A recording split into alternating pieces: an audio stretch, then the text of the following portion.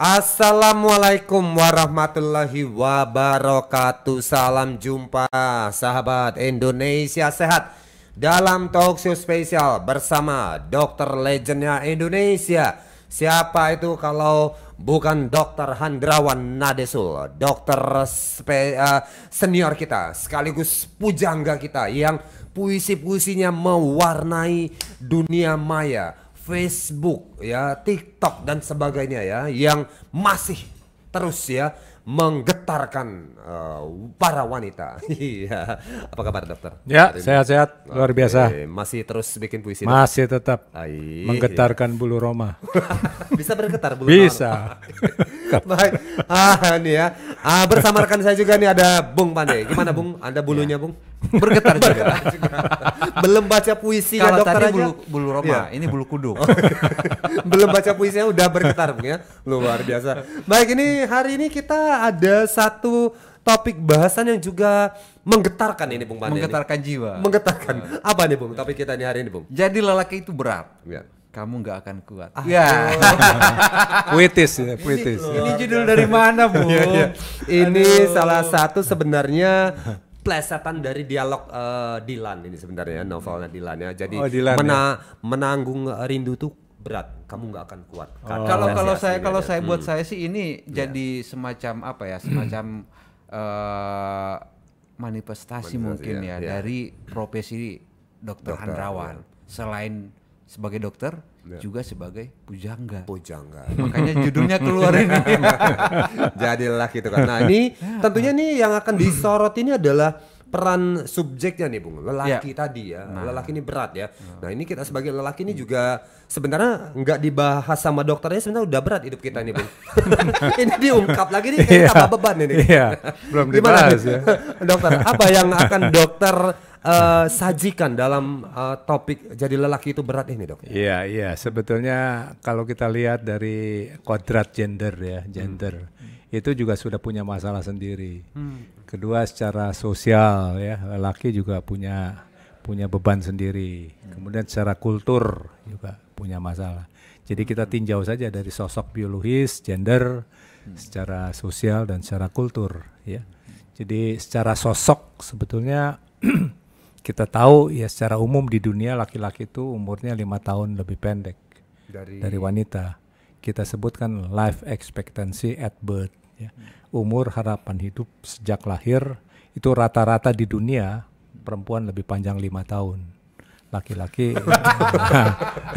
Terus gimana saya hidup semangat? Nah, itulah. Jadi saya anjurkan pada anak-anak muda kawin dengan wanita yang 5 tahun lebih tua ya, supaya saya hidup semati bareng. Kalau enggak kan jandanya lama ya? Oh iya, jandanya lama, kasihan jandanya lama dia.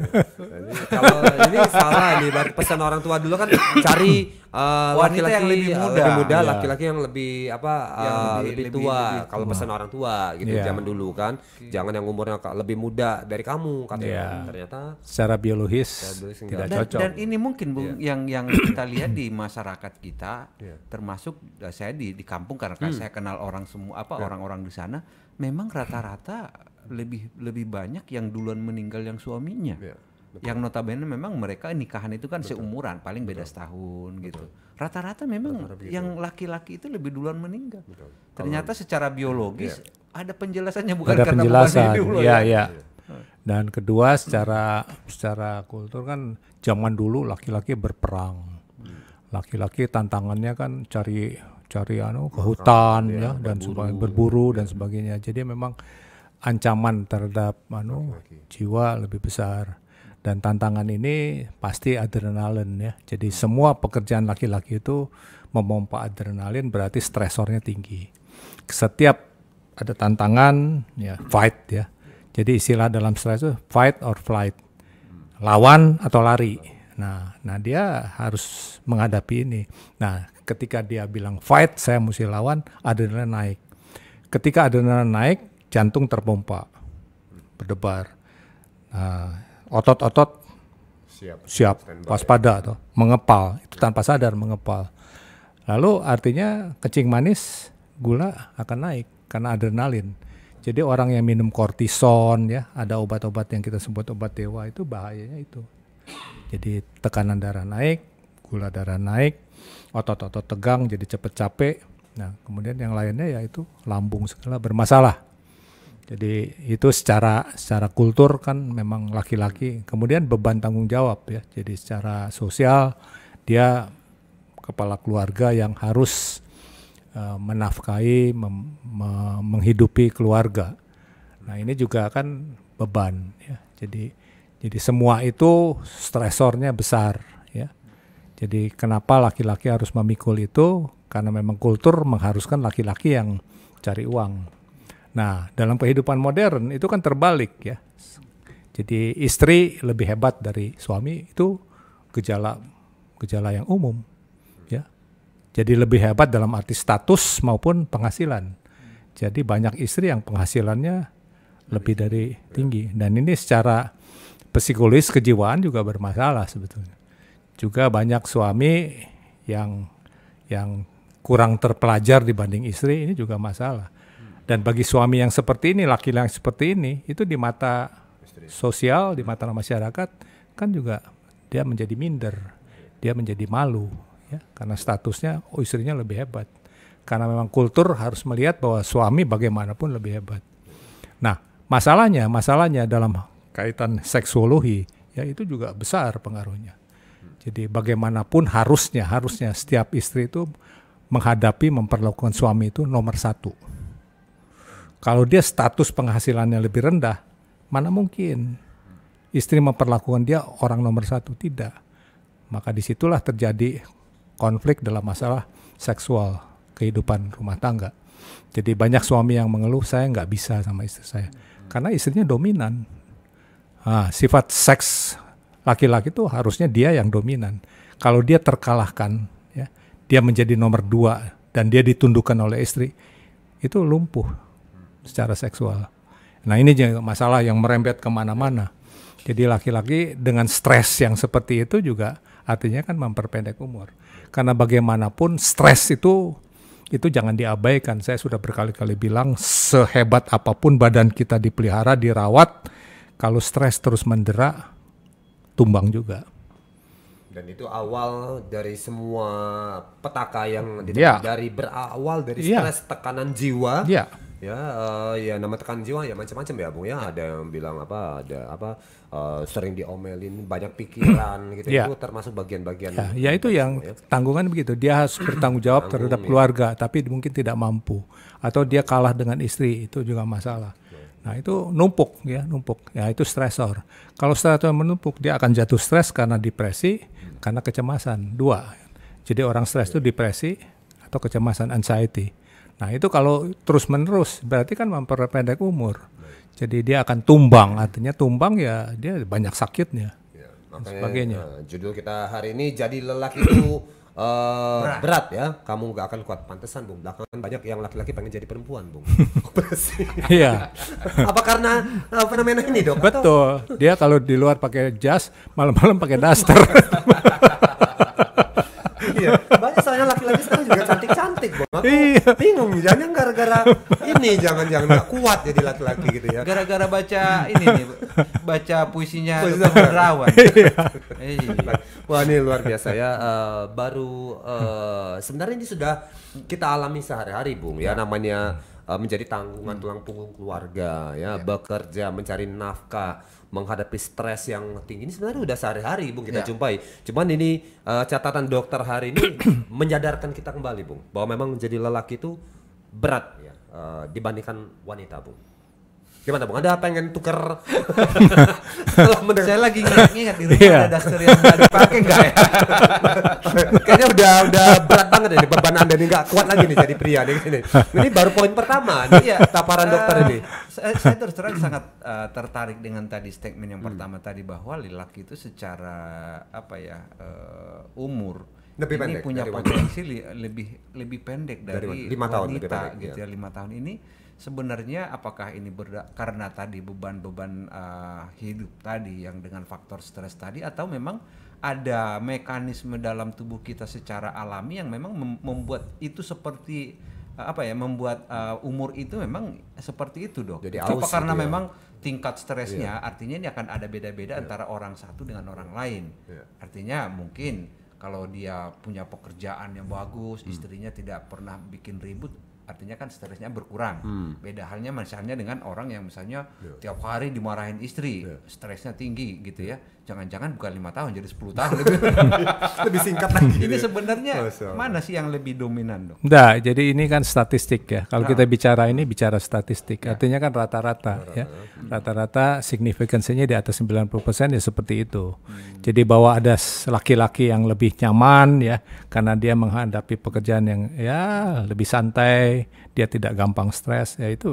Tapi kan itu rata-rata ya. Jadi kalau lihat kurvanya, kurva normal ya begitu. Baik, ini apakah Jadi dari tahun ke rata-rata. tahun apakah ada kecenderungan lebih panjang? Oh tidak, tidak. Atau memang stuck, memang Ya, sejauh saya tidak, ini saya 15 tidak tahun. baca ada koreksi, Studi tapi ya terakhir ya. seperti Studi itulah. terakhirnya 5 tahun ya. 5 tahun ya seperti itu. Jadi, Agak lega nih, Bung. iya. Takutnya ya tahun 2024 ini ya jadi 7 tahun kan. Nah, ini harus siap-siap buat warisan ini, Bung. Nyiapin ini. Jadi bukan karena biologis ya. Saya kira biologis sih sama ya. Jadi umur harapan hidup tuh mestinya sama ya. Jadi kalau disebut umur harapan hidup di dunia semakin 5 tahun semakin bertambah. Indonesia dulu kan 50 lebih umur rata-rata. Sekarang sudah hampir 70 tahun, berarti kemajuan ekonomi ya, kemajuan kesehatan, layanan kesehatan, ilmu dan sebagainya itu meningkat. Amerika 80 ke atas dan sebagainya. Itu berarti bisa dimanipulasi ya, bisa diikhtiarkan. Nah, tadi kembali lagi bahwa secara biologis sama. Tapi tantangan hidup, jenis pekerjaan, kan ada jenis pekerjaan. Jadi pekerjaan laki-laki itu bukan seperti jadi apa?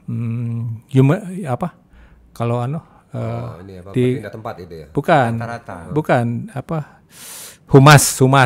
Itu kan ada jenis pekerjaan perempuan ya, perempuan ya, perawat ya, segala macam. Jadi sekretaris ya. Jadi mungkin kalau laki-laki berpindah jenis pekerjaan seperti itu, jadi ke perempuanan kan. Nah, laki-laki itu terstigmatis malu kalau memilih pekerjaan yang bukan macho. Pekerjaan macho tuh ya itu. Jadi kalau laki-laki jadi sekretaris ya, jadi semacam itu. Nah, mungkin jadi lebih tantangannya lebih nggak tapi dia kan ada konflik. Malu saya itu. Dibilang ke perempuanan ya. Harusnya jadi karena tentara memang gitu, nah maju ya tempur gitu betul ya seperti itu. Jadi kalau memang menyadari itu dan lebih menginginkan supaya umur saya lebih bagus ya sesuai dengan itu ya pilih jenis pekerjaan yang tidak terlalu banyak tantangan. Ya sekretaris dan sebagainya tuh, dan di rumah pakai daster gitu. Jadi pakai masker berarti. Nah, tapi ya seiring dengan perkembangan zaman ya juga udah mulai banyak sih, Dok, sekarang profesi-profesi kehumasan, sekretariat ya di pegang oleh laki-laki juga sudah mulai banyak sebenarnya. Iya, harusnya pilih-pilih seperti itu, jangan yang banyak tantangan.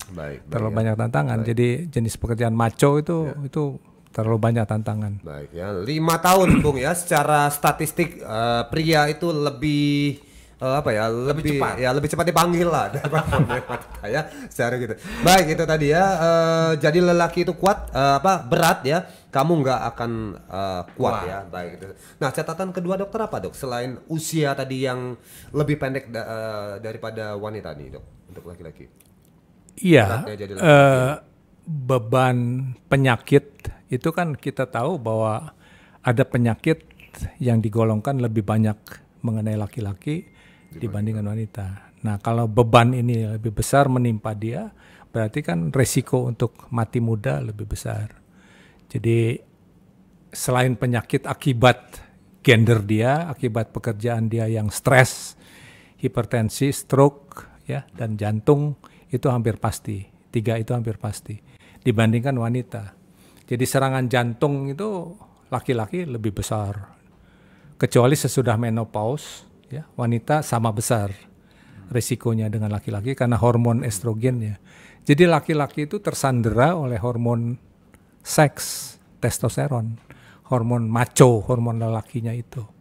Jadi karena dia ada hormon itu secara hikmahnya dia memikul beban penyakit yang lebih besar. Potensi penyakit Poten- yang ya. siap ya di depan. Termasuk mungkin ya karena dibilang libido laki-laki itu lebih, ya itulah ya. Jadi kalau dibilang libido, wanita juga punya libido, tapi laki-laki itu lebih mudah untuk permisif ya, artinya bisa lebih bebas dan sebagainya, sehingga kemungkinan dia kena HIV dibandingkan wanita, laki-laki jauh lebih besar. Nah, untuk penyakit-penyakit yang belum bisa disembuhkan, artinya kan ini satu nasib buruk ya. Kalau dia kena hepatitis saja, hepatitis B dan C itu kan susah sembuh. Nah, artinya kan produktivitas dia menurun, kinerja dia turun. Dan sampai kalau perusahaan tahu, dia kan akan dipecat. Nah, ini beban-beban seperti ini yang dibandingkan pada wanita, laki-laki lebih besar. Dia kena HIV berarti kan seumur hidup. Walaupun sekarang ada obatnya, tapi kan stigma itu ada. Dan dia merasa, wah saya udah kena HIV dan semua menurun. Kalau HIV berarti kan daya tahan imun tubuhnya tuh semua menurun. Dia gampang TBC, gampang kena penyakit kulit, yang sebetulnya pada orang normal tidak terjadi. Dan ini masalah tersendiri buat dia. Oke, baik ya. Jadi lelaki itu berat, kamu nggak akan kuat. Oke, sebelum makin berat ini saya lihat Bung Pandi udah makin gelisah nih dari tadi ya mendengarkan pemaparan nih. Dia tidak mau dilanjutkan. Gak mau, masih kuat kan? Saya tanya Bung Pandi nih, Bung. Masih mulai berat. Udah mulai berat ya. Oke, kita kasih yang mau lewat dulu ini, Bung. Ini ada jamu tetes kita, Bung. Ini, Bung. Minum dulu, Bung.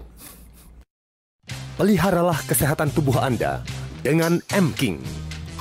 M-King adalah ramuan herbal ekstrak yang setiap tetesnya mengandung campuran herbal dan bermanfaat untuk membantu memelihara kesehatan tubuh. M-King terbuat dari bahan herbal berkualitas, daun kelor, rimpang temulawak, bunga rosella, dan buah mengkudu.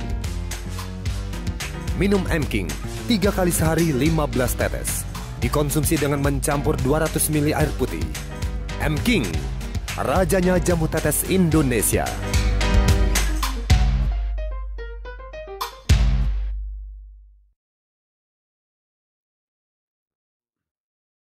Iya, jadi lelaki itu berat, kamu nggak akan kuat. Nah, itu dia ya topik bahasan kita, tentunya bersama Dr. Handrawan di sini. Ya, rasanya jadi berat juga mau ngomong. Poin pertama tadi, Bung. Ya itu aja udah membuat kita terpukul ini, Bung, sebenarnya nih tadi, Bung ya. Lutut saya udah bergetar. Bahwa usia laki-laki itu rata-rata di dunia lebih pendek 5 tahun daripada wanita. Gitu, Oke. Bu. Sebabnya Jadi macam-macam ini tadi udah yang mendengarkan para pendengar kita yang usia suami istrinya sama ini udah mulai agak-agak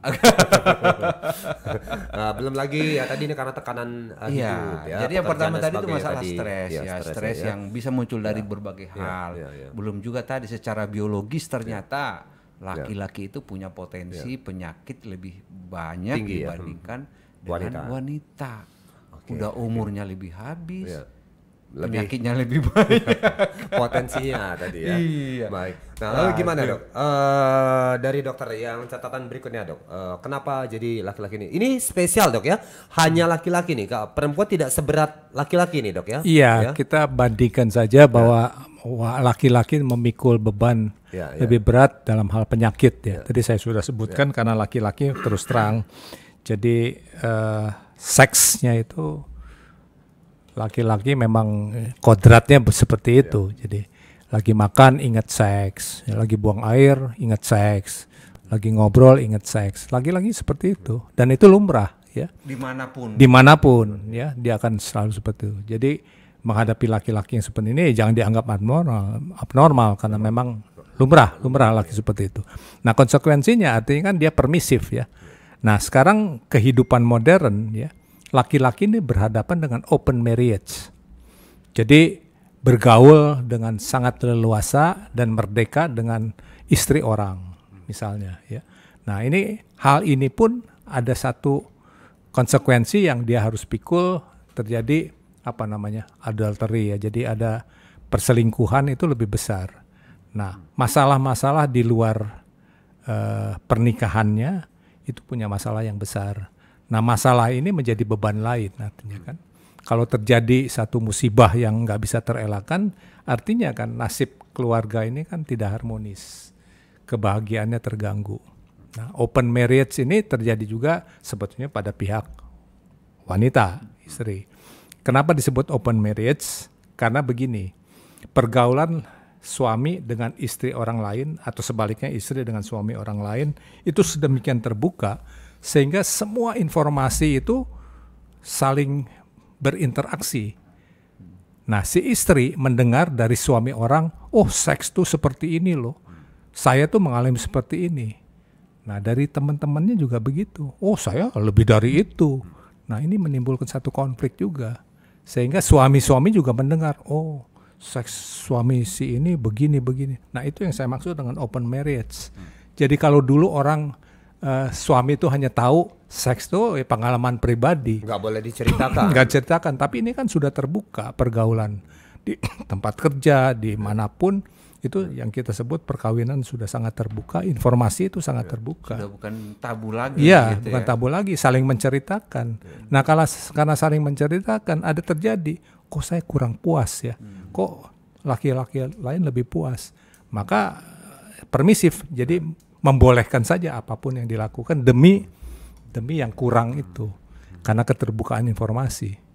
Saya kira ini akan menimbulkan masalah baru. Peluang perselingkuhan lebih besar ya. Ya karena open marriage dibandingkan orang dulu kan. Orang dulu kan serba tertutup, tidak pernah mau cerita-cerita. Nah, kalau sekarang kan istri orang bicara dengan suami orang. Dan ini saling banding-membandingkan. Nah, ini yang jadi mungkin awal dari masalah dalam keluarga. Ya, ini pada akhirnya menjadi beban. Karena jadi ada masalah baru. Yang sebelumnya di zaman-zaman sebelumnya nggak ada nih Bung Made. Oh, nggak ada. Ya, zaman-zaman sebelumnya ya. Ya lain 10, ya. 20 tahun yang belum lain ada. dulu itu mungkin di antara anggota rumah dengan ipar dengan ama. Tapi kalau ini dengan orang lain beda. Baik. Oke, makin berat ini ya agaknya. Berat. Ya. Baik. Ya. Gimana Bung? Ada komentar kok ada terdiam terus ini dari tadi. Ini pulang harus ngecek. Nah, kali ini Bung, pulang ini kita cek WhatsApp istri kita Bung Made. Kalau biasanya mereka yang mengecek HP kita, kali ini kita balik Bung. Kita cek Bung Made. Gimana Bung? Setuju Bung? Nggak usah sampai seperti itulah. Nanti tambah berat. Tambah berat ya. Baik.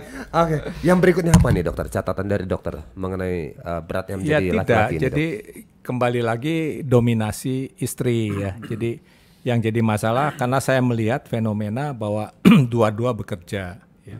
Jadi double income ya. Jadi istri merasa saya sama dengan kamu ya, posisinya, derajatnya sama, jasanya sama-sama untuk keluarga. Nah, ini juga menimbulkan stresor tersendiri bagi suami. Karena kalau dulu suami itu jadi apa ya nama imam ya dalam keluarga, ini belum tentu. Nah, saya kembali lagi katakan bahwa bagaimanapun gender laki-laki itu kodratnya tuh dia harus nomor satu. Tapi dalam posisi dia tidak nomor satu, ini jadi masalah. Sadar atau tidak, banyak istri yang tidak menyadari kalau suami seloyo apapun harus dibilang kamu number one, kamu nomor satu. Tapi ini tidak terjadi. Jadi secara otomatis kalau istri itu lebih hebat, ya, punya status sekurang-kurang sama dengan suami, dia akan lain. Ya. Sikapnya terhadap suami akan lain. Nah, ini secara kejiwaan suami juga diam-diam akan stres sendiri. Ada nggak ini kira-kira dok akibat dampak dari propaganda terkait dengan emansipasi wanita? Ya, emansipasi sering ditafsirkan secara tidak tepat. Ya. Emansipasi itu memberikan kesetaraan. Jadi hak dia untuk memperoleh jabatan, pekerjaan, atau apapun yang sama dengan laki-laki. Tapi bukan berarti semua pekerjaan laki-laki itu harus juga diperoleh oleh wanita. Ini yang keliru. Wanita jadi pilot, jadi antariksawan itu salah. Bukannya tidak boleh, itu yang bukan setara. Karena kemampuan secara biologis berpikir ya, untuk memutuskan sesuatu dengan sangat cepat, itu laki-laki lebih dominan. Jadi pekerjaan-pekerjaan yang memerlukan keterampilan, ketangkasan, skill yang tidak bisa sebaik laki-laki ya jangan dipilih oleh wanita. Jadi kalau ada sikap kamu jangan pilih itu bukan diskriminasi, bukan. Emansipasi. Sudah kodratnya betul, harusnya. sesuai dengan kodrat. Itu kesetaraan artinya. Jadi misalnya dia jadi presiden ya boleh-boleh saja. kan sama. Tapi kalau jadi pilot, ya, misalnya udah mau jatuh, dia bilang kita bikin panitia dulu, kan susah dong. Wanita kan gitu, bertele-tele. Bentuk dulu ini. Bikin panitia, udah keburu jatuh. Kalau laki-laki matematis, beda. Jadi pengambilan keputusan laki-laki itu gender otaknya memang begitu. Jadi keputusan ya. Kalau perempuan kan tidak, bertele-tele secara matematis. Nah ini pekerjaan ini ya jangan dipegang oleh wanita. Nah wanita misalnya angkat barbel, berat jadi badan seperti laki-laki. Itu lumpuh itu laki-laki melihat wanita yang badan itu. Apalagi sekarang yang apa wanita petinju wanita. Iya kan waduh, ya. Lumpuh laki-laki lihat itu. Gak boleh sembarang, kena uppercut itu langsung pingsan, itu tidak main-main ya. Oke, baik ya. Dan ini pun tentunya terjadi sebaliknya nih Bung Pandi ya. Tadi dokter menyampaikan bahwa untuk wanita-wanita profesi-profesi tertentu pun juga sebaiknya tidak diterjuni dalam hal. Iya, dan sesuai begitupun kodrat. Begitupun sama laki-laki. Berarti dok ya ada profesi tertentu yang sebaiknya laki-laki tidak masuk sana atau ada lebih permisif untuk profesi laki-laki? Laki-laki hanya pekerjaan yang tidak bisa telaten, yaitu keperawatan. Itu laki-laki nggak bisa. Kalau untuk sekarang kan banyak master chef segala macam, jago masak. Iya kalau itu sih masih nggak masalah. Tapi untuk keperawatan itu terus terang yang telaten bisa sabar melayani perawatan itu wanita. Laki-laki nggak bisa sabar. Nah itu jangan dimasuki sebetulnya. Sebaiknya ya kalau chef sih oke. Ya cuman ya itu stigma dalam masyarakat. Kalau dia bisa masak, perempuan. Kalau dia ngasuh anak, perempuan. Ya sebetulnya tidak. Menjahit profesi sekarang menjahit? Ya bisa. Kan desainer laki-laki juga banyak ya? Iya. Tapi kan banyak kan yang begini. Ya kan banyak tapi ya dokter tahu lah bece ya yang Eka maksudkan ya Nek. Jadi ngelambai keluar Bung aslinya Bung. Iya aslinya gitu ya. Aslinya gitu bece. Aduh ya. Oke jadi ini menarik ya fakta seperti ini bahwa memang profesi atau pekerjaan juga ini sebaiknya perlu dipilah. Ada remnya juga lah gitu ya. Baik. Emansipasi is oke tapi tidak dalam segala hal. Baik. Makanya kalau ada batas-batas sesuai dengan kodratnya. Makanya saya menarik kalau di dunia militer Bung ya, untuk dunia militer tentara misalnya ada wanita misalnya memang menjadi komandan tapi dia tidak terjun ke medan tempur dok ya. Dia hanya strategis ya, entah itu mengurusin gudang senjata dan sebagainya. Jadi yang maju tempur tetap yang laki-laki memang dalam hal ini ya. Komandan juga sama seperti itu ya. Baik ini tadi ya, jadi lelaki itu berat, kamu nggak akan kuat ya. Jadi ini spesifik buat bapak-bapak nih Bung. Kita gali topik ini bersama dokter pengalaman kita nih. Nah dokter ini sejauh topik ini tadi gimana dok? Seusia sekarang aku pengen mulai bergetar juga. Bergetar juga dok ya. Akhirnya udah ini kan dokter tak lihat ini anteng-anteng aja gitu kan. Bergetarnya kan tetap bergetar. Iya. Oke, baik. Katanya dokter masih secara seksual.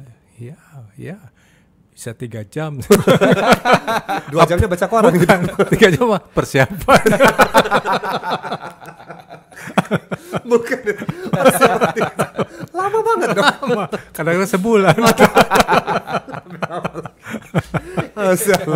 Oke, baik. Ya, baik ya. Oke, ya. Soalnya aku lihat dokter kan udah di usia 70 ya, Dok ya. 75 ya. Kehidupan sudah mapan, semuanya sudah banyak dilalui ya. Tentunya kan sudah merasakan Bung ya, beratnya menjadi laki-laki ya. Ini tentunya dibagikan, di-sharingkan hari ini tentunya menjadi satu hikmah dan pelajaran juga buat kita. Tetapi masih bergetar juga. Masih bergetar. Makanya saat tanya di usia masih terasa berat ya, Dok. Iya, kalau bening-bening bergetar. Oke, berarti setrumnya masih. Bung. Ya, jangan main-main ya sama Dokter Handrawan Nadesul ya. Baik, oke ini Bapak Ibu ya. Hari ini jadi lelaki itu berat. Kamu nggak akan kuat. Ini sesi pertama kita bungkus sampai di sini. Nanti kita akan lanjutkan lagi. Masih ada topik-topik penting yang akan kita bahas di sesi kedua. Jangan sampai kelewat ya Bapak Ibu ya. Sesi kedua bersama Dokter Handrawan Nadesul.